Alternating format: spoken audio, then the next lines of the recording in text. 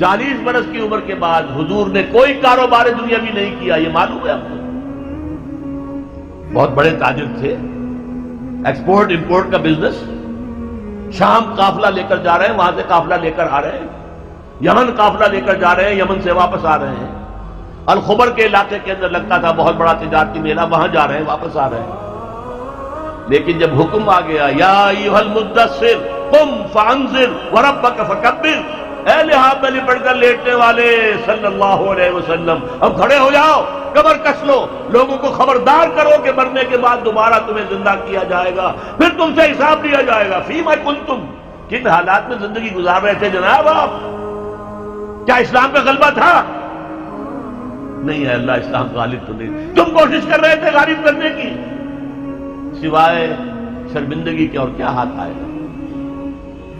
اللہ تعالیٰ کی حجت قائم ہو جائے گی۔ میرے نبی کی ہڈیاں ٹوٹیں، میرے نبی کے دانت شہید ہوئے، میرے نبی کا جسم لہو لہان ہوا، میرے نبی کے چہرے کے اوپر تلوار کا وار پڑا جس سے 2 دندان آپ کے شہید ہوئے، اور خود جو پیدا ہوا تھا اس کی 2 کڑیاں گھس گئی رخسار مبارک کی اس ہڈی کے اندر۔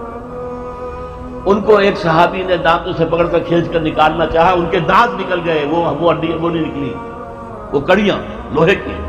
پھر جیسے بھی کر کے نکالا گیا تو خون کا سمارہ چھوٹا ہے، اتنا خون گیا کہ آپ بے ہوش ہو کر گر گئے، اور خبر مشہور ہو گئی کہ حضور کا انتقال ہو گیا۔ یہ ساری تکلیفیں کس لیے اٹھائی تھی حضور نے؟ کیا حضور کو اچھا نہیں لگتا تھا کہ اچھا بھلا گھر ہو، کھلی فضا ہو، اچھا خوبصورت ماحول ہو، بچے ہوں اور ہر طرح کی آسائشیں ہوں؟ کس کو پسند نہیں؟ یہ صحابہ کرام کیا کر رہے تھے؟ فاقے کر رہے ہیں، فاقے پر فاقہ کر رہے ہیں۔ غزوہ خندق میں حکم ہو گیا مشورے کے بعد کہ خندق ہو دی جائے، دفاع کی ایک ہی شکل۔ اب سردی کا موسم ہے شدید، کئی وقت کا فاقہ ہے، پیٹوں پر اپنے پتھر باندھ رکھے اپنی چادروں کے ساتھ کس کر کہ پیٹ دورہ نہ ہو جائے، کمر دوری نہ ہو جائے۔ حضور کے پاس آ کر شکوہ کیا ہے، شکایت کی ہے، اللہ کے رسول اب یہ بھوک ہم سے برداشت نہیں ہو رہی، دیکھیے ہم نے اپنے پیٹوں کے اوپر اپنے کرتے اٹھا کر دکھایا، اپنے پتھر باندھے ہوئے، آپ نے اپنا کرتا مبارک اٹھا کر دکھایا، 2 پتھر بندھے ہوئے۔ اور اس وقت پھر جب خندق کھد رہی تھی تو صحابہ کرام آواز میں آواز ملا کر کہہ رہے تھے نحن الذین بایعوا محمدا علی الجہاد ما بقینا ابدا، ہم وہ لوگ ہیں جنہوں نے محمد سے بیعت کی ہے جہاد کی صلی اللہ علیہ وسلم، فدا ہو آباؤنا و امہاتنا، اب یہ جہاد جاری رہے گا جب تک کہ ہمارے جان میں جان ہے، جب تک جسم میں زندگی ہے، یہ جہاد جاری رہے گا۔ یہ ہے اسلام، یہ شہادت گاہ الفت میں قدم رکھنا ہے۔ لوگ آسان سمجھتے ہیں مسلمان ہونا، مسلمان تھے صحابہ کرام رضوان اللہ تعالی علیہ اجمعین، جیسے انہوں نے آپ کو وہ جو ایک شعر ہے اکبر الہ آبادی کا، تو خاک میں مل اور آگ میں جل، جب خشت بنے تب کام چلے، تو باقاعدہ انگاروں پر لوٹے۔ آپ کو معلوم ہے حضرت خباب بن الارت رضی اللہ تعالی عنہ بلایا گیا، آؤ، آ گئے، ان کی نگاہوں کے سامنے دہکتے ہوئے انگارے زمین پر بچھائے گئے، اتار دو کرتا، اتار دیا، لیٹو ان کے اوپر، لیٹ گئے۔ اب جب ان پہ انگاروں پر لیٹے ہوئے تھے تو کھال جلی پیٹھ کی، اور پیٹھ پر چربی ہوتی ہے، چربی پگھلی، اس سے وہ انگارے ٹھنڈے ہوئے۔ وہ ہاتھ نہیں اٹھایا انہوں نے، کیونکہ حضور کا حکم تھا نو ریٹیلیشن، کوئی جوابی کارروائی مت کرو، جو ستم آتا ہے جھیلو، جو ظلم ہوتا ہے برداشت کرو، جو تکلیف آتی ہے جھیلو اور برداشت کرو۔ لہذا اگر ایک آدمی سمجھے کہ مجھے تو یہ زندہ کباب بنا دیں گے تو اجازت ہو تو 2-4 کو مار کر مرے گا، ایسے نہیں مرے گا۔ بلی بھی آپ پر جھپٹ پڑے گی، کیا اس کی جان ہے، 1 کلو کی ہوگی، 1.5 کی ہوگی، لیکن اگر آپ کارنر کر دیں اسے نظر آئے کہ میرے پاس کوئی راستہ نہیں ہے، کوئی اسکیپ نہیں ہے، وہ آپ پر حملہ آور ہوگی اور آنکھ پر آئے گی، سیدھی آنکھ نکالنے کی کوشش کرے گی پنجے سے۔ لیکن حضور کا حکم کیا تھا؟ کفو ایدیکم، اپنے ہاتھ بندھے رکھو، no retaliation whatsoever, even in self defence. یہ ساری جد و جہد، یہ ساری محنت، محمد رسول اللہ والذین معہ اشداء علی الکفار رحماء بینہم تراہم رکعا سجدا یبتغون فضلا من اللہ ورضوانا.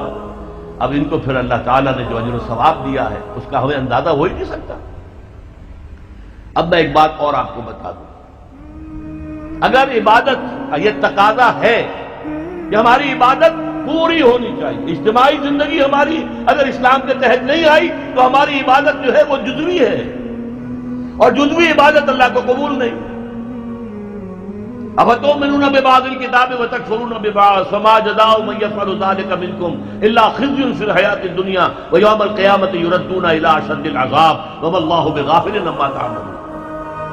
اچھا بات سمجھ میں آ گئی. جد و جہد کرنا فرض ہے، اس کے لیے جماعت فرض ہے، اس کے لیے تلاش کرو جماعت، نہ ملے تو خود کھڑے ہو جاؤ اور جماعت بناؤ. لیکن اس میں میں ایک درمیان میں ہنٹ دے دوں، جماعت کی اگر تلاش کرنی ہے، نئی جماعت بنانا آسان کام نہیں ہے. کوئی چلتا ہوا قافلہ مل جائے تو کیا کہتے ہیں، اس سے بڑی خوش قسمتی کیا ہوگی کہ کوئی جماعت بنی بنائی، جو قافلہ چل رہا ہے اس کے ساتھ چلنا کتنا آسان ہے. یکا و تنہا کسی صحرا میں سفر کرنا جو ہے کتنے خطرات ہیں. قافلہ ہے، قافلے کے ساتھ جڑ جاؤ. اگر قافلہ تلاش کرنا ہے تو کیا چیزیں دیکھنی چاہیے وہ بھی میں ذرا آپ کو آج بتا دوں. 5 چیزیں دیکھنی ہوں گی. نمبر 1، وہ جماعت سیکٹیرین نہ ہو، مسلکوں اور مذہبوں کی بنیاد پر نہ ہو، دین اسلام کی بنیاد پر ہو. یہ نہیں کہ یہ دیوبندیوں کی جماعت ہے، یہ بریلویوں کی جماعتیں ہیں. اب تو ایک تو ہے ہی نہیں، دیوبندیوں کی بھی بہت ہے اور بریلویوں کی بھی بہت ہے. یہ شیعوں کی ہے، یہ اہل حدیثوں کی ہے، یہ سیکٹیرین ہے. سیکٹیرین جماعت اپنے سیکٹ کی دعوت دے گی. ہمارا سیکٹ، ہمارا موقف، ہمارا مسلک، ہمارا مذہب سب سے اعلیٰ ہے. اہل حدیث کہے گا تم رفع دین نہیں کرتے، تمہاری نماز ہی نہیں ہوئی. تم نے آمین بالجہر زور سے کہہ دیا، تمہاری نماز ہی نہیں ہوئی. نہیں، جو جماعت جس کا ذکر میں کر رہا ہوں وہ اس سے بالا ہونی چاہیے. بھائی تم حنفی ہو، حنفی طریقے پر نماز پڑھو.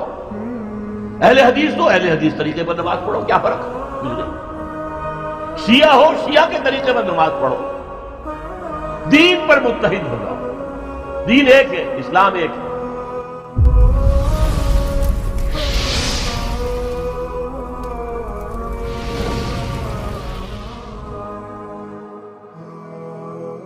Ah